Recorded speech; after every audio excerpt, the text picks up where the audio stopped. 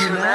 না আমি দেবো না, অচেনা লোকের সাথে 30 টাকা মারা হয়েছে। পাগল ছেলে কোথাকার, সব মায়ের কথা শুনলে হবে? আমার গাড়িতে আরো অনেক ক্যাডবেরি আছে, তুমি আমার সাথে চলো।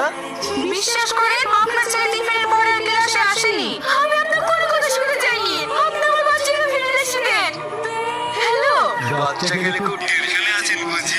বাচ্চাকে যদি বাঁচাতে চান তাহলে 10 লাখ টাকা নিয়ে আমি যে অ্যাড্রেসটা দিয়েছি সেই অ্যাড্রেসে চলে আসবো। আমার বাচ্চা ঠিক আছে, আপনি ওর ক্ষতি করেননি তো? না, ছুটে দিল আবারও।